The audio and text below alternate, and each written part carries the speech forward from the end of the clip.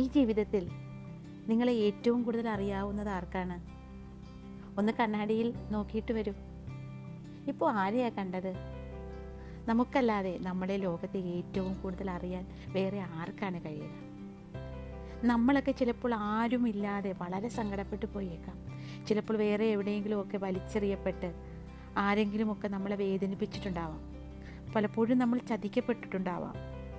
എല്ലാം തകർന്ന് നിസ്സഹായരായി തളർന്നിരിക്കാറുണ്ട്. അപ്പോൾ ആരും സ്നേഹിക്കാനില്ലെങ്കിലും നമ്മെ സ്നേഹിക്കാൻ നമ്മളുണ്ടാവണം.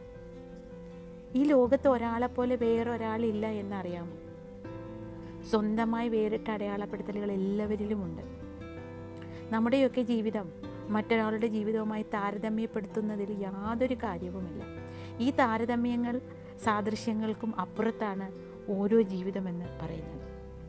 നാം നമ്മെ തന്നെ സ്വയം അറിയുവാനും സ്നേഹിക്കുവാനും വിശ്വസിക്കുവാനും തുടങ്ങുമ്പോൾ നമ്മുടെ ഈ താരതമ്യങ്ങൾക്കൊന്നും ഒരു കഴമ്പും ഇല്ലെന്ന് മനസ്സിലാവും. ഈ സ്വയം ആദരിക്കാൻ കഴിയാത്തവർ എങ്ങനെയാണ് മറ്റുള്ളവരെ ആദരിക്കാൻ കഴിയുക? സെൽഫ് റെസ്പെക്റ്റ് ലോകത്തെ ആദരിക്കാനുള്ള ആദ്യ പടിയാണ്. നമ്മുടെയൊക്കെ ജീവിതത്തിൻ്റെ മൂല്യം കൽപ്പിക്കേണ്ടത് ആരാണ്? അതും നമ്മൾ തന്നെയാണ്. നല്ല വസ്ത്രവും രൂപവും സുഗന്ധവും ഒക്കെ പൊതുവെ അംഗീകരിക്കപ്പെടും. പക്ഷേ അതിനൊക്കെ ഉള്ളിലുള്ള ആളെയാണ് ആഴത്തിൽ ആദരിക്കേണ്ടത്. എങ്ങനെ ഒരു കാര്യം തുടങ്ങി എന്നതിനേക്കാൾ എങ്ങനെ തുടരുന്നു എന്നതാണ് ബന്ധങ്ങളുടെ ആഴവും പരപ്പും വ്യാപ്തിയും തീരുമാനിക്കപ്പെടുന്നത്. അതുകൊണ്ടാണ് രക്തബന്ധങ്ങളെക്കാൾ ചിലപ്പോൾ ഹൃദയബന്ധങ്ങൾക്ക് പ്രസക്തിയേറുന്നത്. നാമൊക്കെ കൈയടിച്ചവരെക്കാളും പൂച്ചെണ്ട് നൽകിയവരെക്കാളും നമുക്ക് ആത്മബലം തന്നിട്ടുള്ളത് നമ്മളെ പരിഹസിച്ചവരും നിഷേധിച്ചവരുമാണ്. നമ്മൾ ആരെയും ചെറുതാക്കാൻ സമയം കളയേണ്ടതില്ല. നമ്മൾ സ്വയം വലുതാകുവാൻ സമയം കണ്ടെത്തിയാൽ മാത്രം മതിയാകും. അവർ താനെ ചെറുതായിക്കൊള്ളും. നമുക്ക് ഒരുപാട് കാര്യങ്ങൾ കഷ്ടപ്പെട്ട് ചെയ്യാൻ കഴിയുന്നുണ്ട്. പക്ഷേ ഇഷ്ടപ്പെട്ട് ചെയ്യുന്നതിൻ്റെ മാധുര്യം അതിനുണ്ടാവുമോ? ആരുമില്ലെങ്കിലും ഞാനത് ചെയ്യും.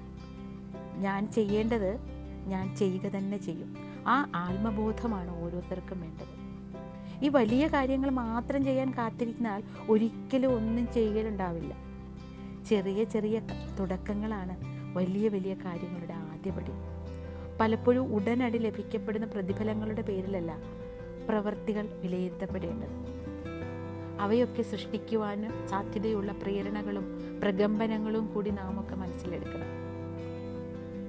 എല്ലാവർക്കും ശുഭദിനം. അടുത്ത ദിവസം നമുക്ക് വേറൊരു